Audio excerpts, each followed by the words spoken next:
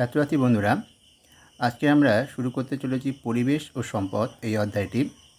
এই অধ্যায়ে এটা হচ্ছে প্রথম ভিডিও, আর আশা করি এটাই শেষ ভিডিও হবে, কারণ এর থেকে যতগুলো 1 নম্বরের প্রশ্ন হয়, মানে 40টা প্রশ্ন আমরা ঠিক করেছি সর্বাধিক। 2-1টা হয়তো আরও থাকতে পারে, কিন্তু আমরা যেটা ঠিক করেছি পুরো অধ্যায়টা কমপ্লিট করে 40টা প্রশ্ন, ঠিক আছে। যদি প্রয়োজন হয় যে 1 নম্বরে আরও ভিডিও, সেটা পরে দেখা যাবে, কিন্তু আশা করছি হয়তো প্রয়োজন হবে না, ঠিক আছে। তাহলে এই যে ভিডিওটা, এই ভিডিওতে 40টা প্রশ্ন আছে প্রতিটা 1 নম্বরের। ভিডিওটা খুবই গুরুত্বপূর্ণ হতে চলেছে, তো তোমরা ভিডিওটা প্রথম থেকে শেষ পর্যন্ত মন দিয়ে দেখো, ঠিক আছে। এরপর যেটা আমরা নিয়ে আসবো 2 ও 3 নম্বরের জন্য এই অধ্যায় থেকে। আচ্ছা, তার আগে বলি যে সামনে যেটা দেখতে পাচ্ছ, এটা চ্যানেল লার্ন ম্যাথ হ্যাপিলি বলে, এটা হচ্ছে আমার ম্যাথের চ্যানেল।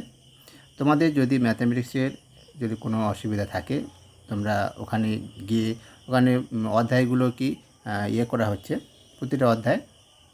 যদি কোনো অধ্যায় তোমাদের প্রয়োজন হয় সেটা কমেন্ট করো, তাহলে সেটা বলে দেবো। আর এখন পর্যন্ত যেটা আমরা আপলোড করেছি সেটা হচ্ছে এর উপরে তোমাদের যে অধ্যায়টা আছে, ওই যে বদমাশ নিয়মের উপরে যে অধ্যায়টা আছে, সেই অধ্যায় থেকে সবগুলো অঙ্ক ওখানে করে দেওয়া আছে, ঠিক আছে। তোমরা ওই ভিডিওটা দেখে নিতে পারো। এছাড়াও যেটা আছে সেটা হচ্ছে তোমাদের সেকেন্ড সামেটিভের জন্য, দ্বিতীয় পর্যায়ক্রমিক মূল্যায়নের জন্য 2টো সেট প্রশ্ন দেওয়া আছে এবং তার উত্তরও করে দেওয়া আছে। তোমাদের যাদের প্রয়োজন, যারা মনে করছো আমাদের সাজেশান হলে ভালো হতো, তাদের জন্য বলছি তোমরা ওই চ্যানেলে যেতে পারো, গিয়ে দেখে নিতে পারো এবং চ্যানেলটা সাবস্ক্রাইব করে রাখতে পারো, যদি তোমরা মনে করো যে চ্যানেলে তোমাদের প্রয়োজনীয় কিছু আছে, ঠিক আছে। আশা করি তোমরা হতাশ হবে না, আমি তোমাদের এটুকু বলতে পারি। চ্যানেলে গিয়ে দেখতে পারো। আচ্ছা, চলো তাহলে আজকে যে বিষয়বস্তু সেই বিষয়ে আলোচনা করা যাক, ঠিক আছে। দেখো,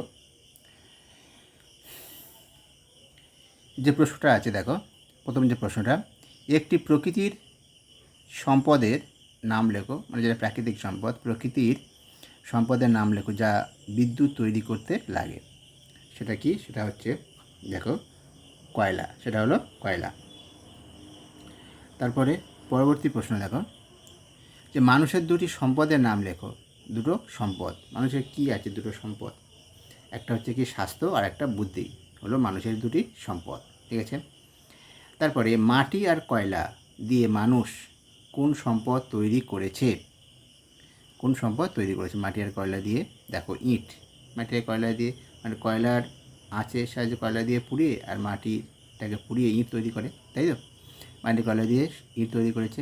একসময় মানুষ আগুন জ্বালাতে পারতো না, এটা কি সত্য না মিথ্যা? হ্যাঁ, এটা সত্য। একসময় মানুষ আগুন জ্বালাতে পারতো না। কোন উনুনটি মানুষ সবচেয়ে আগে তৈরি করেছে?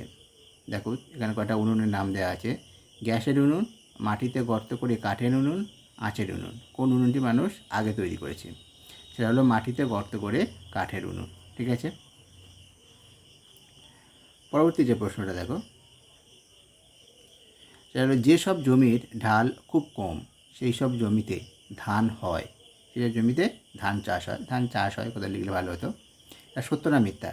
হ্যাঁ, যেসব জমির ঢাল খুব কম সেসব জমিতে ধান চাষ হয়, হ্যাঁ এটা সত্য। কেন? যেসব জমিতে জল ধরে থাকে, মানে ধান চাষের ক্ষেত্রে জল ধরে রাখার প্রয়োজন হয়। একার বুদ্ধিতে বেশি দূর এগোনো যায় না, সত্য না মিথ্যা? হ্যাঁ, এটা হলো সত্য। একার বুদ্ধিতে বেশি দূর এগোনো যায় না। যেমন ধরো, তোমরা তো পড়াশোনা করছো, একা একা পড়াশোনা করে কি কিছু করা যায়? তোমাদের শিক্ষকের প্রয়োজন হয়, তাই না? স্কুলেও যাও, আবার প্রাইভেট টিউশনিও নাও, ঠিক আছে। আবার তা না হলে তোমরা ধরো আমাদের মতো এরকম শিক্ষক যারা ইউটিউবে পড়ান, সেগুলোও দেখো। তার মানে তোমাদেরকে বিভিন্ন জনের সাহায্য প্রয়োজন। আবার বাবা মা, যাদের বাবা মা শিক্ষিত হয়, তাদের কাছ থেকেও সাহায্য নাও, ঠিক আছে। তাহলে একার সাহায্যে কখনো, একার বুদ্ধিতে বেশি দূর কি এগোনো যায় না। একা যত বুদ্ধি থাকুক না কেন, অন্যজনেরও বুদ্ধি, তবে হ্যাঁ, একার নিজস্ব বুদ্ধিটা খাটানোটা খুব প্রয়োজন। অন্যের বুদ্ধিতে চলা উচিত নয়, কিন্তু অন্য কি বললো সেটাকে নিজে ভালো করে বুঝে শুনে নিয়ে তারপরে কাজটা করা। কোনো কাজ করার আগে নিজের বুদ্ধিটা কাজে লাগানো। একার বুদ্ধিতে যেমন কিছু হয় না, তেমন নিজের বুদ্ধিটাকে গুরুত্ব না দিয়ে অন্যের যা বললো সেটাকে একদম মেনে নেওয়া, এটাও ঠিক নয়। ঠিক আছে? ব্যাস। এবার দেখো, দুজন মহিলা মনীষীর নাম লেখো, মহিলা মনীষী। সেটা কারা কারা? একটা হচ্ছে ভগিনী নিবেদিতা, একটা বেগম রোকেয়া। আরও হতে পারে, দুজন আমরা এটা নাম বলেছি তাই দুজনে নিলাম, ভগিনী নিবেদিতা, বেগম রোকেয়া। বলছি, কে বলেছিলেন শুধু বই পড়ে কিছু হয় না, ফুটবল খেলো, তাতে শরীর মন ভালো হয়? এটা কে বলেছিলেন? এটা হচ্ছে স্বামী বিবেকানন্দ। স্বামী বিবেকানন্দ বলেছিল, তাই না? ফুটবল খেলো, মানে শুধুমাত্র বই পড়া, কিন্তু মানে বই পড়বো সারাক্ষণ, অন্য কিছু করবো না, এটা না করে একটু খেলাধুলা করাও ভালো, তাই না? তোমরা কারা তোমরা কারা কারা এই কাজটা করো, মানে সারাক্ষণ শুধু বই না পড়ে থাকো, খেলাধুলা করো না? ঠিক আছে, কারা কমেন্ট করে একটু জানাও তো। আচ্ছা, আর কারা খেলাধুলাও করো এবং বইও পড়ো, কমেন্ট করে জানাও। আচ্ছা, এবারে হচ্ছে, কে নিজের জীবনের পরোয়া না করে প্লেগ রোগীদের সেবা করেছিলেন? তার নাম হচ্ছে ভগিনী নিবেদিতা। ভারতের দুজন প্রধান বিখ্যাত নেতার নাম লেখো। ভারতের দুজন প্রধান প্রধান প্রধান এবং বিখ্যাত আর কি নেতার নাম লেখো, যারা দেশকে স্বাধীন করার জন্য অনেক লড়াই করেছিলেন। তারা কি? প্রধান নেতা হচ্ছে মোহনদাস করমচাঁদ গান্ধী এবং নেতাজি সুভাষচন্দ্র বসু। তারা বলছে, কে আজাদ হিন্দ ফৌজ বানিয়েছিলেন? নেতাজি সুভাষচন্দ্র বসু। তারপর নেতাজি সুভাষচন্দ্র বসু কেন আজাদ হিন্দ ফৌজ বানিয়েছিলেন?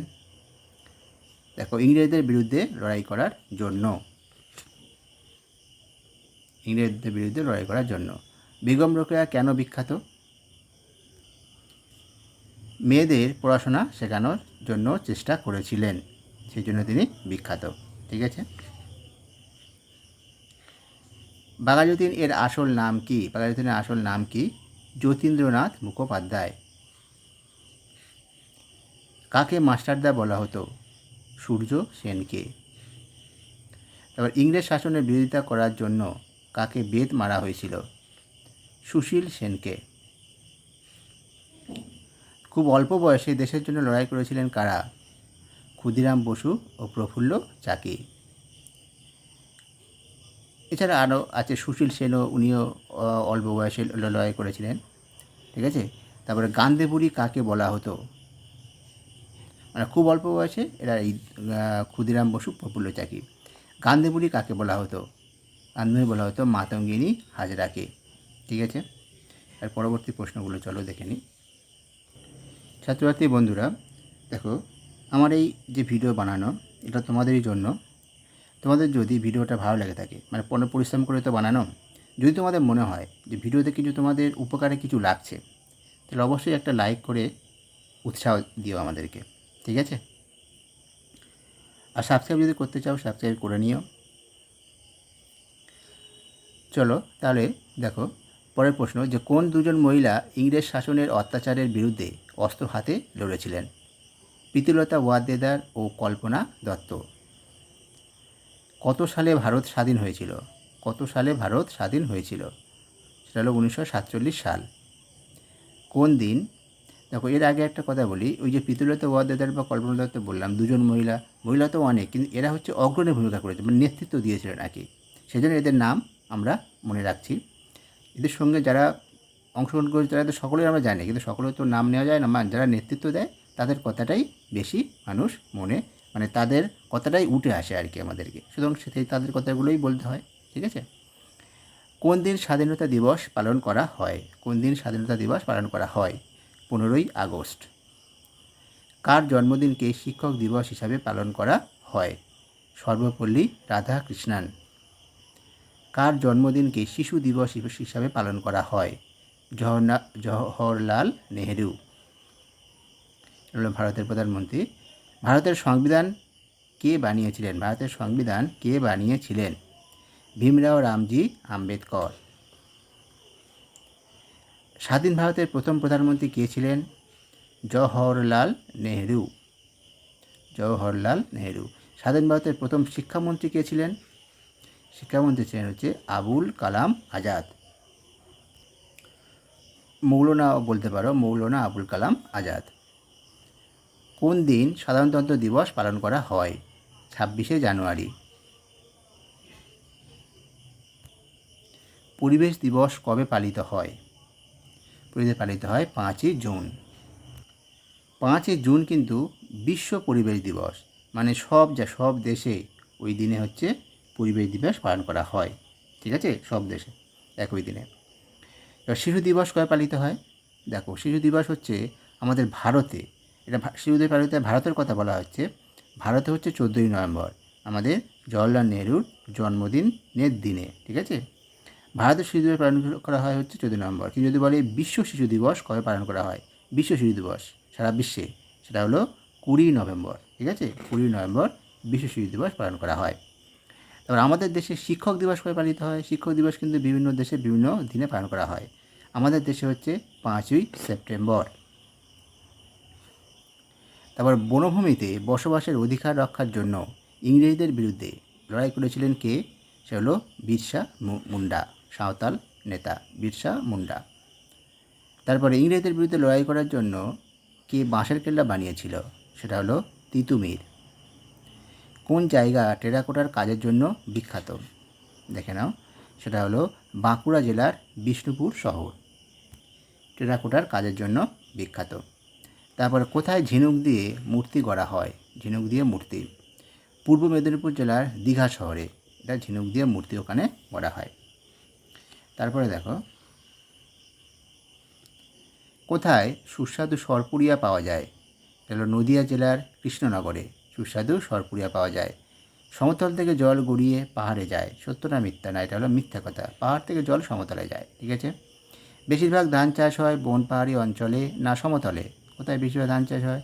ধান চাষ বেশিরভাগ সমতলে। তারপরে বন আর পাহাড় আছে বলে সারা রাজ্যে কি হয়? সারা রাজ্যে বৃষ্টি হয়। বন আর পাহাড় আছে বলে সারা রাজ্যে বৃষ্টি হয়। এই ছিল আমাদের 40টা প্রশ্ন। এই প্রশ্নগুলো তোমাদের আরও একবার বলছি, তোমাদের খুবই গুরুত্বপূর্ণ এই প্রশ্নগুলো তোমাদের জন্য এই অধ্যায় থেকে, ঠিক আছে। দ্বিতীয় পর্যায়ের মূল্যায়ন এই অধ্যায় থেকে আসবে, সুতরাং এগুলো তোমরা ভালো করে দেখে নিও এবং ভালো করে মুখস্থ করে তৈরি করে নিও, ঠিক আছে। আর যদি প্রয়োজন হয় আরও একটা 1 নম্বরের প্রশ্ন, সেটা পরবর্তীকালে দেখব। আশা করি প্রয়োজন হবে না, যদি প্রয়োজন হয়, তাই বলি যদি প্রয়োজন হয়। এর মধ্যে থেকে বেশিরভাগ প্রশ্ন কিন্তু তোমরা পেয়ে যাবে, তোমাদের পরীক্ষাতে আসতে পারে, বেশিরভাগ প্রশ্ন। তাহলে চলো, এরপর আমরা 2 ও 3 নম্বরের প্রশ্ন আপলোড করব, ঠিক আছে, কিছুদিনের মধ্যে, 2-1 দিনের মধ্যে হয়তো আপলোড করে দিতেই পারি, দেখে নাও, ঠিক আছে। তাহলে এই পর্যন্ত ছিল আজকে।